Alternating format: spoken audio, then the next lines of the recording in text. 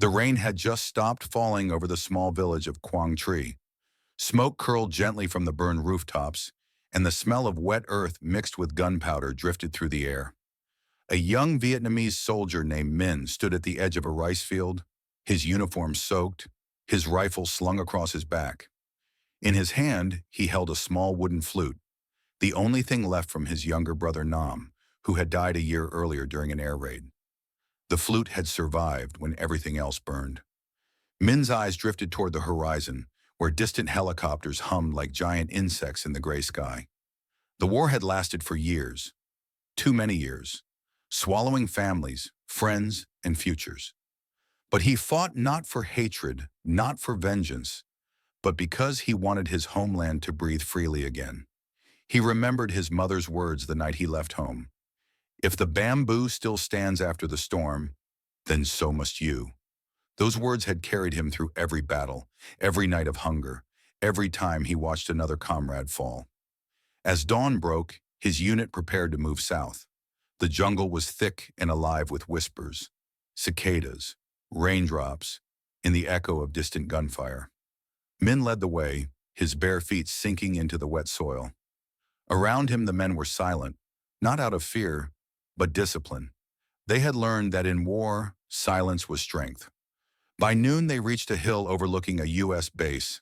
Below, American soldiers moved in rhythm, building defenses, carrying supplies, their faces young, tired, and human.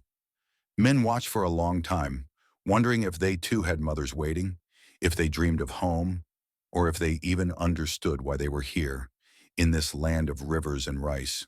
The order came at sunset. His commander's voice was barely a whisper. "Tonight, we take back the hill." The men nodded. As darkness fell, the jungle came alive with fireflies and thunder. Min felt his heart beating faster, not from fear but from the weight of what was coming. When the first explosion tore through the night, the world turned to chaos. Bullets slicing through leaves, shouts lost in the storm. Min ran forward, the sound of his breath drowned by the roar of war. Around him, faces flashed through the dark, terrified, determined, human. He saw an American soldier fall nearby, no older than 20, eyes wide with disbelief. Min hesitated, watching the boy's chest rise and fall weakly. The enemy was no longer a monster, just another son caught in a war neither of them wanted. Ignoring the bullets, Min crawled toward him. The American's hand trembled as he whispered, "Why are we fighting?" Min didn't answer right away. He took the man's hand and pressed it to his chest. "Because we must protect what we love," he said softly in broken English. The boy's eyes filled with tears before closing forever. When dawn came, the battle was over. The hill was silent, covered in smoke and broken weapons. Min stood among the fallen, both Vietnamese and American, and felt no victory, only silence. He climbed to the top of the hill, pulled out his brother's flute, and played a slow, trembling melody. The sound floated over the battlefield, haunting and pure, echoing through the valley like a prayer for both sides. Years later, when the war finally ended, Min returned to the same field where he once stood as a soldier.